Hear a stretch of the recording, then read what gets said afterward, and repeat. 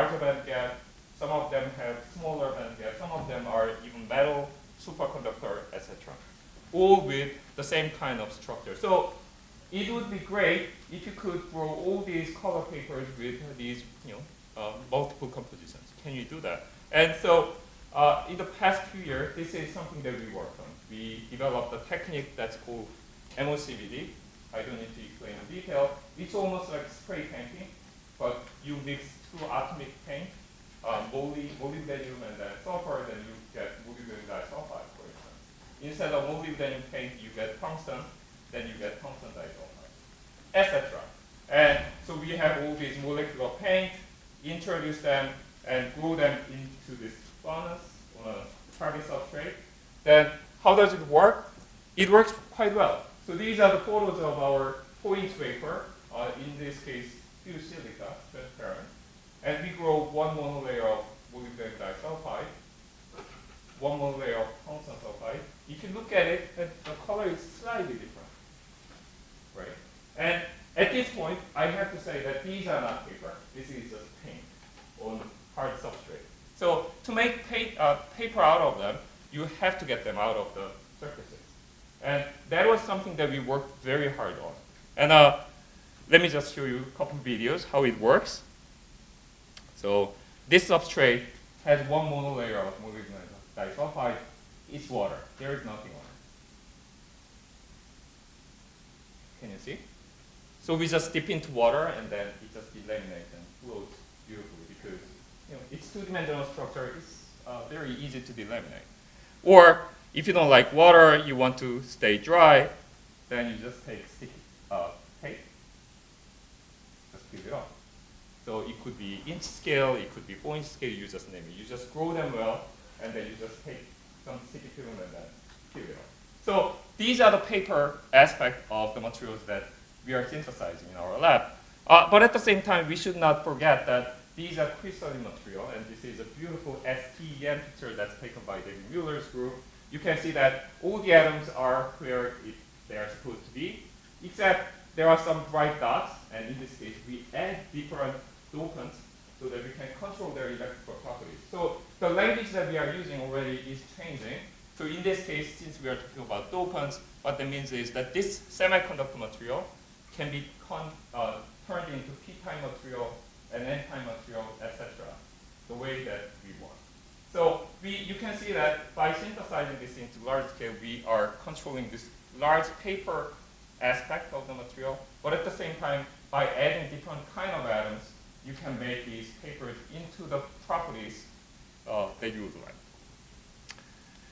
I just want to show you one more thing about this additional capability. So if you remember 3 things that we need, one is paper, the other one is patterning, which we have done a lot, but I'm skipping that portion.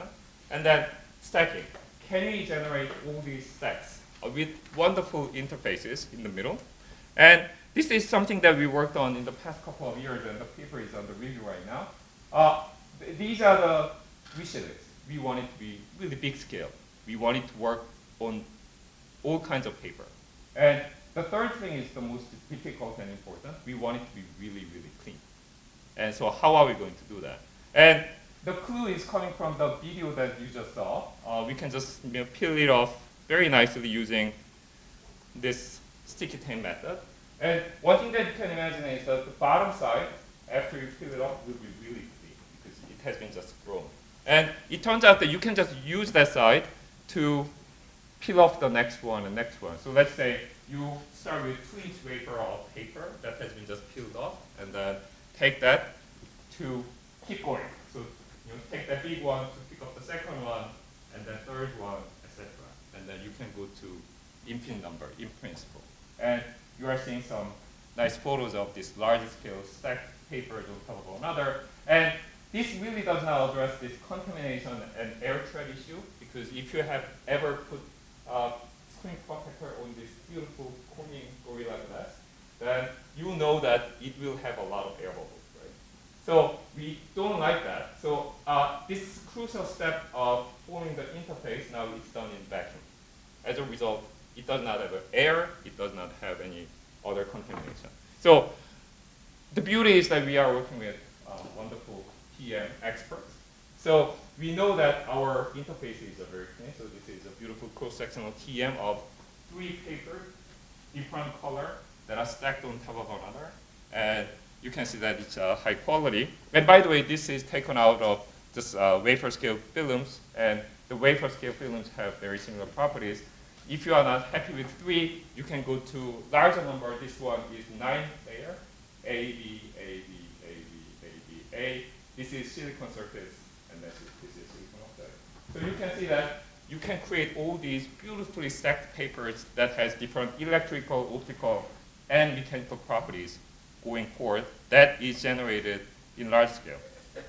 Using this, we have all kinds of opportunities. For instance, one exciting demonstration that we've made is that it turns out that tunnel barrier is very hard to make, high quality tunnel barrier. So by just stacking this, we have made a lot of tunnel barriers.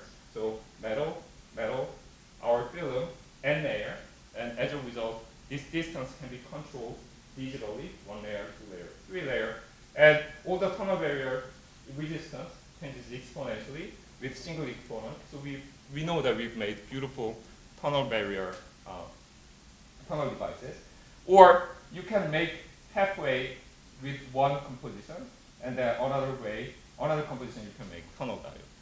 So all these device engineering can be done. And as you can see, right now we are starting with just simple paper, and then by stacking them, we can make fairly advanced electronic material that's generated in big scale.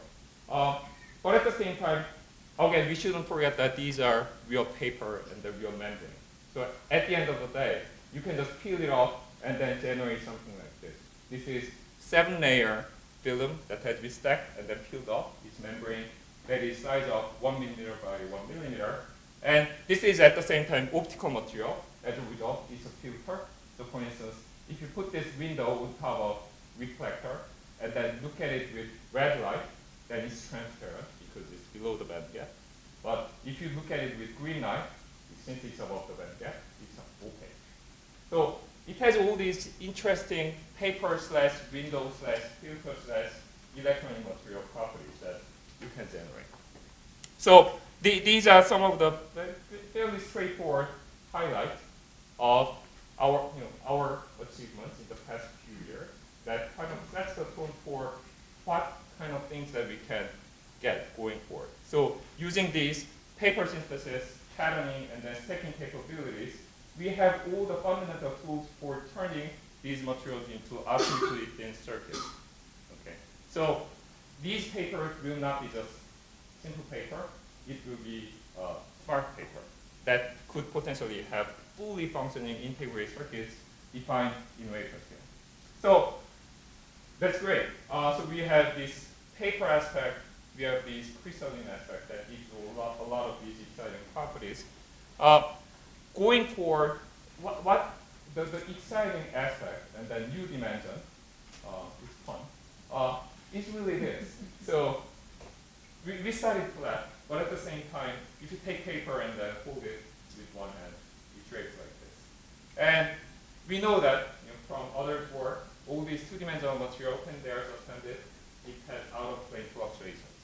So how do we understand this? What's the mechanics of it? How do we control it? And there are a lot of exciting fundamental questions, which once we solve, then will give a lot of control and then exciting opportunities. And so again, that's where this analogy with my old pair of jeans plays nicely. So this is actually one fundamental idea that was certainly inspired by Cole and then among other people several years ago. And so how do we take these two-dimensional paper and circuits and go to three-dimension? There will be many ways. In particular, origami, as you heard, it's beautifully developed, and then we can take really a lot of ideas from that direction. But at the same time, something like origami, you glue them and then cut them and glue them, and then you open a book, and then you get a castle. And so there are all these exciting ways to turn these circuits into functioning three-dimensional objects. And we would love to do what we did for the past decade, meaning how do we break down the problem, right? So you already saw this image that turns this into elephant. And what's the link between this to this? What are the essential ingredients? We know that we need to have paper, which we already have. How do we design these red lines and blue lines? So that's pretty important challenge because after all, these are crystalline material. So how are you going to create these crystallines for crystalline material? What's the equivalent of our hands, right? So that is pretty important. Let's say we have full access to the software and that we understand it, but at the same time, we need to be able to make that. So that is another big challenge that we need to address, etc. And another challenge is that it turns out that sometimes you really want to glue them together to form intermediate steps. And so what is the equivalent of those glues? And glue cannot be thicker than the paper. So what that means is that glue should be molecular. So all these are very exciting and fundamental challenges, and we've been starting to work on a number of these issues. For instance, this is kind of our recent data, just to show that we can generate interesting patterns. So this is, I think, 2-layer MOS2. You can see all these lines, right? And what it is that there is one flat paper, and then on top of that, we have paper that moves like this, step up and down. And then these steps collapse, and then they hopefully more rigid structures. So this is one way that you can approach. And then we suspend it and then cut it with FIB, but it doesn't behave as we want.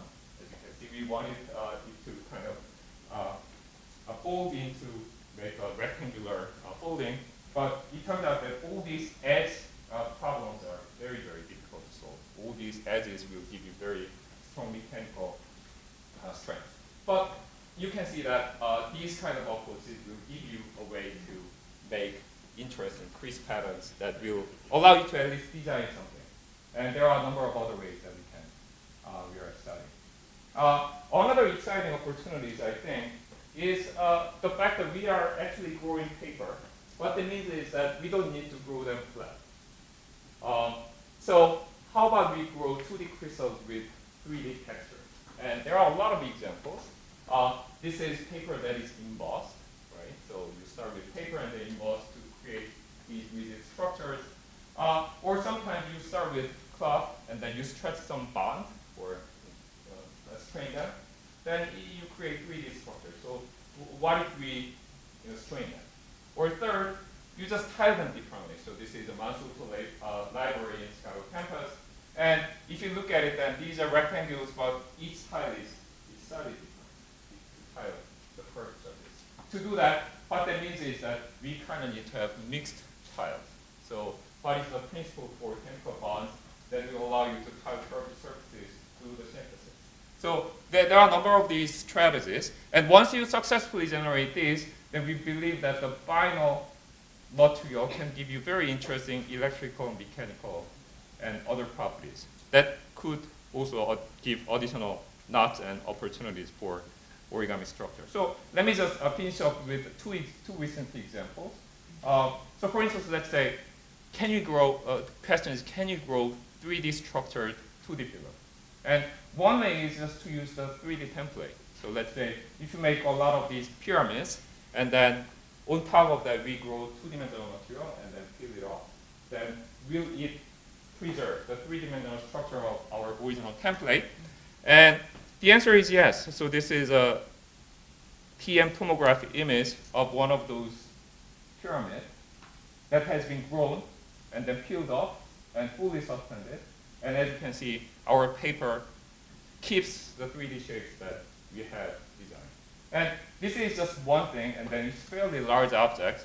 But this principle can go to even smaller structures. So this is 2D bubbles. And what it is that we started with silica bead, and then we grew our monolayer upwards too. I'm not sure if it's monolayer, but pretty cool. And then we, using some process, etched away all the silica bead inside. So you are left with these beautiful 2-dimensional features. So that's one direction that you can take. You start with 3-dimensional template, and then grow these 2D films, and then separate them. That's one way. Another way is to patch two different materials together. So let's say if you are starting with two kinds of color paper or two kinds of color cloth piece, red and blue, for instance, and you patch them together, but accidentally you pick wrong match, meaning that one crystal lattice is bigger than the other one. Okay, so what's going to happen? You have to match the lattice constant with one to the other, and then when you put them together, then there will be interesting consequences. So this is a TMUs of heterostructures that we have drawn. This is one monolayer. This is top view. So one triangle, and then then at the edge we go a little more, etc. So A, B, A, B, A, B, etc. And the thing is that one crystal is slightly bigger than the other one, by 4%, it turns out. And what's going to be the property of this? And this is something that we are studying with Robert and David extensively. And one thing that we find is that it appears that this kind of phenomenon occurs. So there is one crystal that is small, big crystal, that is grown next to each other. In conventional material, a lot of cases at the interface you have a lot of defect or missing stitch to keep them together. But it turns out that during our growth, what occurs is that this happens. It shrinks, or the top one stretches to match the lattice constant across these interfaces. And what that means is that there will be huge strain that exists within these material. And what is the consequence? In 3D, there will be other consequences, but in 2D, if you make these strained filament or strained paper, we know what's going to happen. It wrinkles, right? And that's exactly what we see. So this is smaller one, this is larger one. Larger one is compressed, and as a result, it wrinkles. So this is another way that you can generate three-dimensional texture into two-dimensional material. And mechanically, it's exciting. But at the same time, electronically and optically, it gives you new opportunities. Why?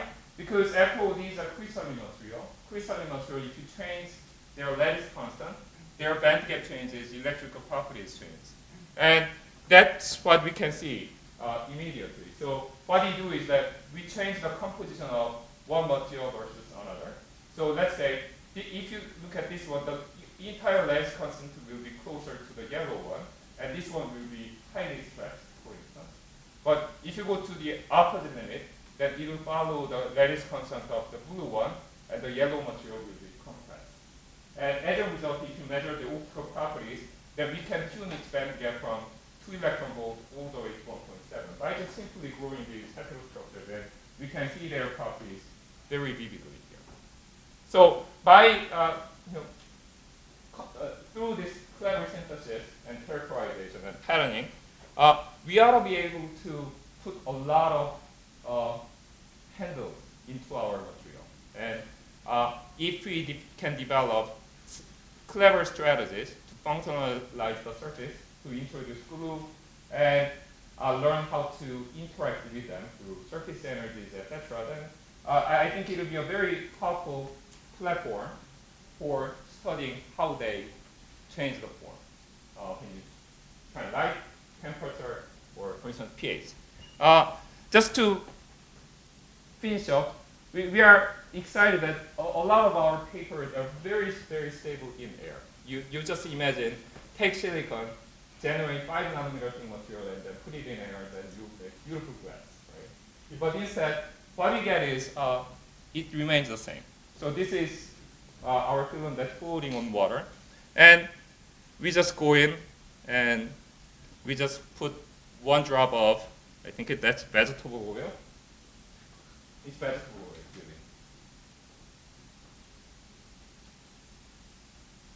really. And what's happening is that our paper gets sucked into the interface between oil and water. And why? Because surface energy is lower there. So, or you can just drag it around. As you can see, we can do all kinds of interesting things. So what do we have? So our 2D material is a material that lowers the surface energy at a certain interface. And there is an English word for that. Can you guess what that English word for that kind of material? Surfactant, but soap. is so we are generating 2D soap for these new interfaces, and these surface energies could be dramatically controlled. For instance, if you change the surface texture of these two-dimensional material to 3D material, and so I think there will be a lot of opportunities going forward. And then in the end, the exciting part is something that Dr. Lang touched upon. We know you start with 1 square centimeter film that could have a lot of devices, we know. And you fold it to the tightest space that is the size of a pretty large cell. So what that means is that you can put a lot of devices that can be squeezed into tiny single cell that can go into the bloodstream and then do clever things that you make it to do. And we have a lot of examples. You've seen a lot of them. So the principle is the same. You take it, in a small package until you need it, and that's the idea of parachute. And you can imagine this slide is made for AFOSL, so Air Force Funding Agency. So I think this is the last slide.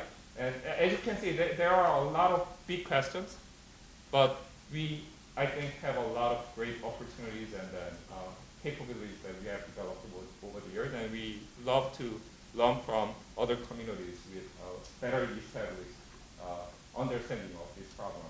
And this is my group in Chicago, 21st Century Papermakers. And these are my collaborators here, and then these are funding agencies and other collaborators. With that, thank you so much.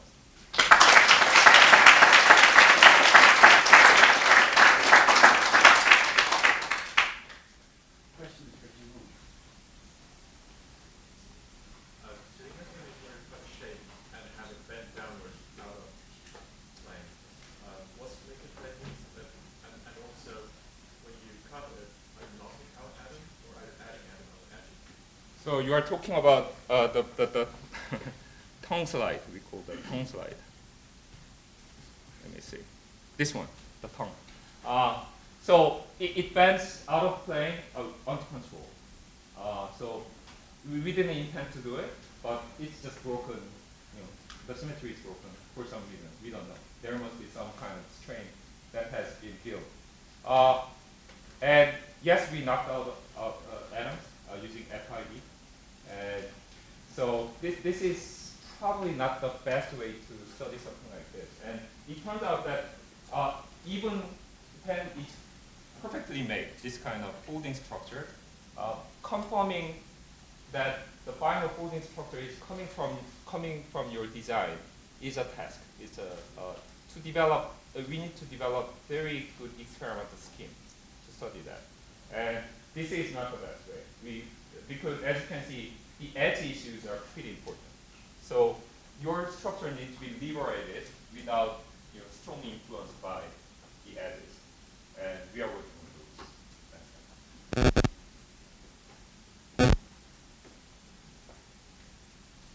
Other questions? Yeah. I find the stacking process to be really beautiful. Are there general rules in terms of what materials you can and can't stack? That's an excellent question. So the stacking method works for 2D materials as long as the adhesion among 2D layer is stronger than 2D to silicon oxide. Right? So you can continue to pick it up. Now, that general statement can be valid for any kind of materials combination. So if the surface interaction is stronger between A and B, then B grown on C can be peeled off and then can be stacked. So it doesn't need to be 2D on 2D alone. It could be 2D with molecules, 2D on quantum dot, for instance, or 2D with other inorganic fluids. It opens up very interesting directions in terms of making very interesting heterostructures. That could be also important for these projects as well, because if you imagine incorporating some of these self-folding ideas, how do we incorporate very nicely defined filaments of these things and then integrate them? And so, for that, I think it is a very interesting approach. maybe in the interest of time, we save the rest of the questions for the break. And let's thank Jiwoong again.